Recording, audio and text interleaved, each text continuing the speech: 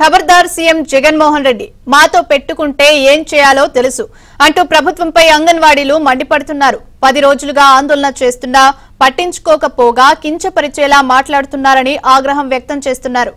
అనంతపురంలోని శ్రీకంఠం సర్కిల్లో anganwadi workers helpers union ఆధ్వర్యంలో ఆందోళనకు దిగారు. జగన్ ప్రభుత్వానికి వ్యతిరేకంగా పెద్ద ఎత్తున నినాదాలు చేశారు. ఫుడ్ కమిషన్ చైర్మన్ విజయ ప్రతాప్ రెడ్డి చేసిన వ్యాఖ్యలపై వారు నిప్పులు చెరిగారు. అంగన్వాడీలను చదువులేని వాళ్లంటూ తక్కువగా మాట్లాడుతున్నారని ఫైర్ అయ్యారు. ఇక ఇదే అంశంపై మరింత సమాచారం మా ప్రతినిధి సురేష్ అందిస్తారు.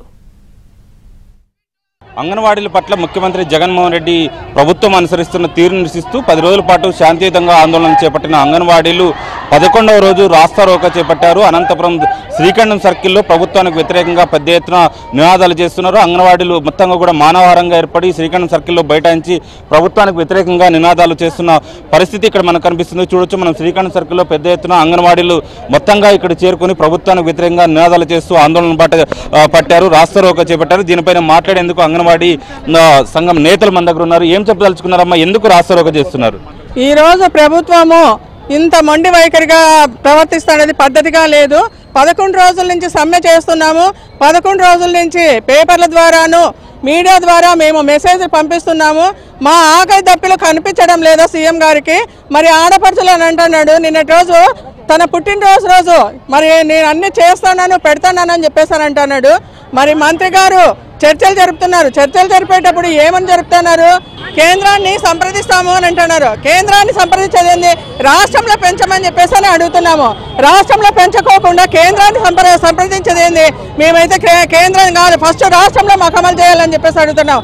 మా న్యాయమైన డిమాండ్లని పరిష్కరించాలా. మీరు పరిష్కరించకపోతే మేము ఎన్ని రోజులైనా కానీ ఈ సమ్మెను కొనసాగిస్తాము. మాకు 26,000 రూపాయలు జీతం ఇవ్వాలి, గ్రాడ్యుయేట్ అమలు చేయాలి, రిటైర్మెంట్ బెనిఫిట్స్ కల్పించాలని చెప్పేసి ప్రభుత్వాన్ని డిమాండ్ చేస్తున్నాము. మిమ్మల్ని ఎన్నుకునింది ఎందుకు?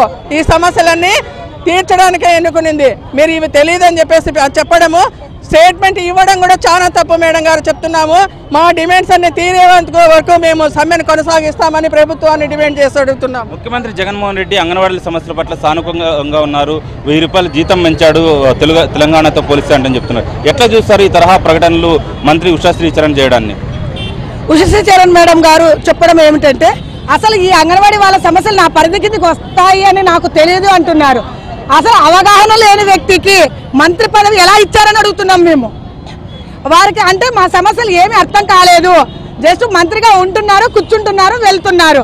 వారు ఏ రోజైనా కూడా మా పట్ల మా సమస్యలు ఏమని తెలుసుకొని చేసి ఉండింటే వాళ్ళకు తెలిసి ఉండేది. ఓహో, అంగన్వాడీ నా పరిధిలోకి వస్తుంది, వీళ్ళ అక్క చెల్లెమ్మలు రోడ్డుకి ఎక్కారు, ఈ రోజు నేను వీళ్ళకి సమస్యలు సాల్వ్ చేయాలని. మేడం గారికి 11 రోజులు అవుతున్నా కూడా రోడ్డు ఎక్కి మేము మా సమస్యలు ఆమె పరిధి కిందకి వస్తాయని తెలియదంట, అదే స్టేట్మెంట్ ఇచ్చారు. మరి అలాంటి వాళ్ళకి మంత్రి పదవి ఎందుకు అని అడుగుతా ఉన్నాం మేము. మీరేం చెప్పదలుచారమ్మా, ఎందుకు అంగన్వాడీల పట్ల ప్రభుత్వం ఈ తరహాలో వ్యవహరిస్తుంది? మేము తక్కువ చదువుకున్నామంట సార్, మా చేత కాదంట. 40 సంవత్సరాలు గర్భవతులకు, బాలింతలకు, చిన్నపిల్లలకు ఏ సేవ చేయలేదో చెప్పండి. ఏ రికార్డ్స్ మా దగ్గర లేవు. ప్రతి ఒక్క రికార్డు ఒక గెజిటెడ్ ఆఫీస్ దగ్గర కూడా లేని ఇన్ఫర్మేషన్ కేవలం ఒక అంగన్వాడీ వర్కర్ దగ్గరే ఉంటుంది ఇన్ఫర్మేషన్ అంతా.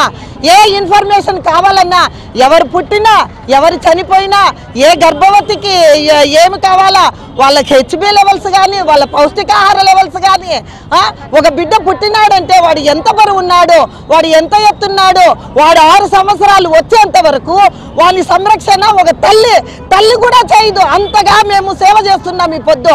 ఒక మినిస్టర్ అంటాడు నేను పగలగొట్టమని చెప్పలేదు అంటే, ఒక అథారిటీ ఇవ్వండి.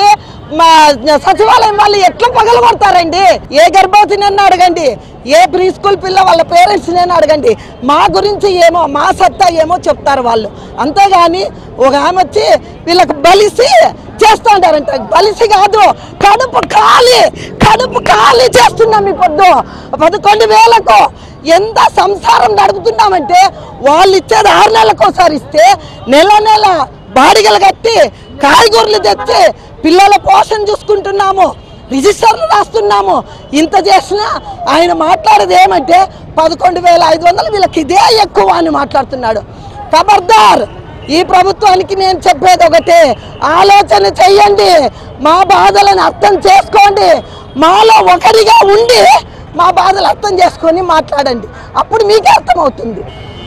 ముఖ్యమంత్రి జగన్మోహన్ రెడ్డి ఇప్పటికైనా జాగ్రత్తగా మాట్లాడాలి, ఖబర్దార్ అంటూ కూడా అంగన్వాడీలు హెచ్చరిస్తున్న పరిస్థితి ఉంది. కడుపు కాలి తాము ఉద్యోగాలు చేస్తున్న పరిస్థితి ఉంది, బలిసి చేయడం లేదు. ఈ తరహాలో వ్యాఖ్యలు చేసినట్లయితే తగిన రీతిలో బుద్ధి చెప్తామంటూ కూడా అంగన్వాడీలు హెచ్చరిస్తున్నారు. వీడియో జర్నలిస్ట్ గోవర్ధన్తో సురేష్, ఏబిఎన్ ఆంధ్రజ్యోతి, అనంతపురం.